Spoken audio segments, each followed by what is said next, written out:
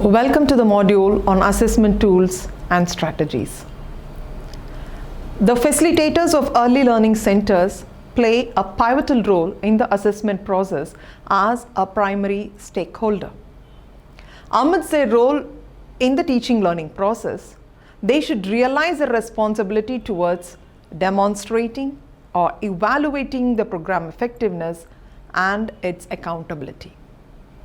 The strategies to be adopted for the effective teaching learning process were dealt with in a few previous modules. The previous modules of why, what, and when of assessment in an early learning center had made you look into the perspectives of assessment concerning its types and purposes. Moreover, the indicators of effective assessment had given you an outline of the type of tool that can be used based on the purpose of assessment.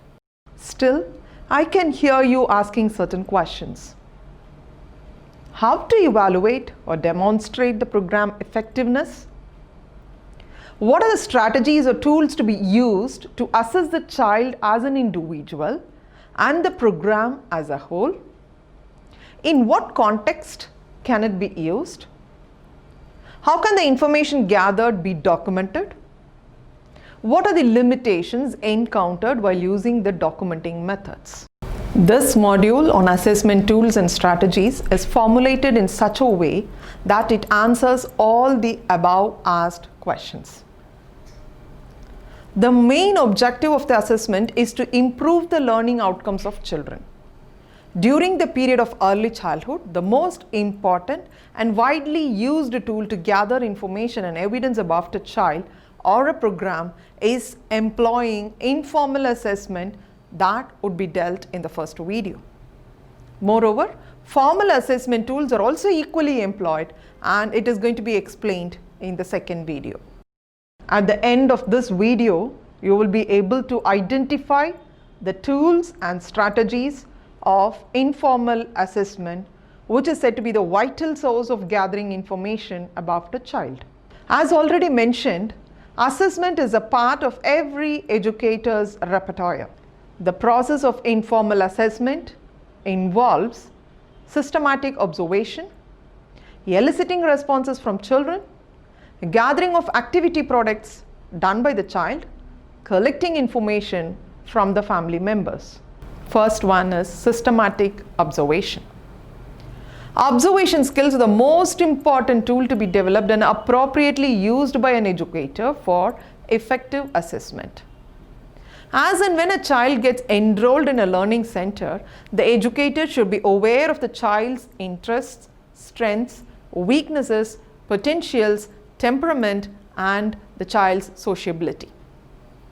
For the educator to be aware of these traits of the child, keen and accurate observing skills is the only reliable source, as the young child have a limited communication skill and ability to express himself or herself. Moreover, the process of observation should continue throughout the learning period of the child in the enrolled center.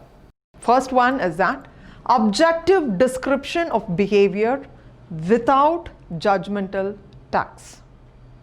Consider an event. It's a situation wherein a child named Robin runs from one corner to the other corner of a classroom, making the noise of a car during an informal talk session.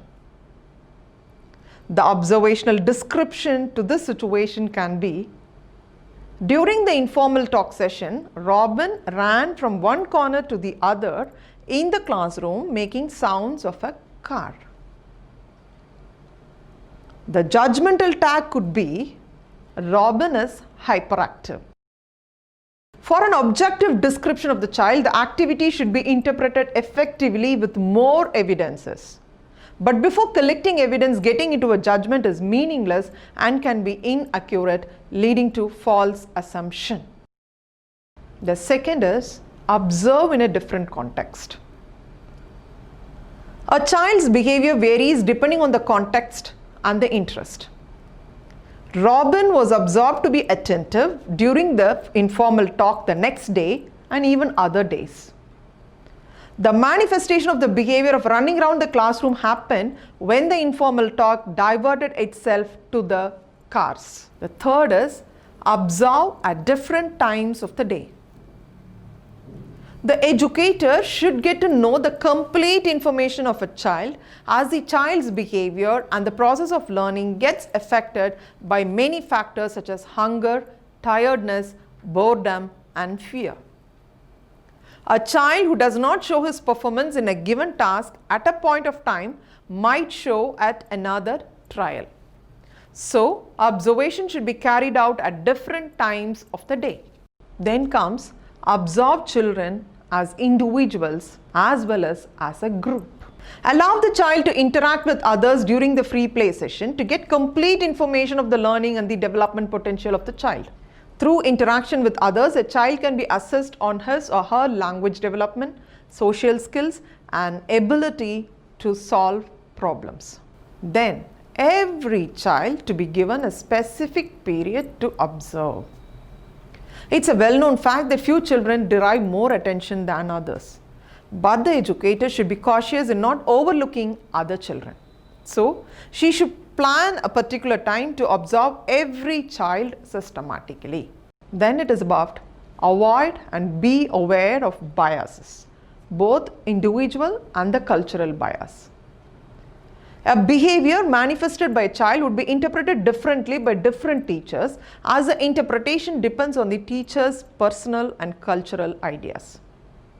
Though such biases can never be eliminated in observation, care should be taken by the teacher in comprehending other person's view on the same situation and be aware of her own personal and cultural ideas. Then it is about collect evidence or information from parents and other teachers. The impression gained on a child by the educator over time does not change easily. Hence, there is a chance of misinterpretations. To avoid this, the educator should seek information from as many sources as possible. It might be from the child's parent, any adult with whom the child interacts, both inside and outside the school campus. Then it is about establishing a convenient system of recording information. Though the system of recording information consumes more time and energy of an educator, the educator should try out different methods and adopt one suitable recording strategy that she is convenient with. Few methods of recording are sticky notes, clipboards, note-taking in cell phones, iPads, or any digital devices. Then the most important thing is think what to observe in advance. The observation would be effective if the teachers decide what to observe in advance. However, she should be flexible to observe events that are needed to observe even when not in her plan of work. With all of these practices in mind, the educator can perform an effective observation. Certain times the teachers stand back and observe, and what we call it as a non-participant observation. At times, the teacher gets involved in the activities of children and the observation is called as participant observation. The second most important method is eliciting responses from children. Certain concepts like concept formation, perceptual understanding, and reasoning ability cannot be directly observed. In such cases, the educator should use strategies to elicit relevant response from children by means of conversation, informal talk, questioning, etc. Eliciting responses from children is also found to be an effective way of getting information about the child, as the teacher need not wait to get the child manifest the needed information through his or her behavior. The most commonly engaged methods of eliciting responses are questioning and small group discussions.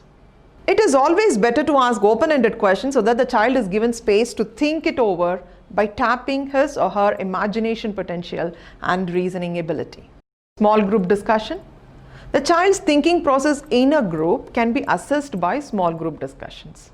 For example, after a creative activity session, the teacher might initiate a discussion with a small group of 5 children by asking why leaves were colored with only green.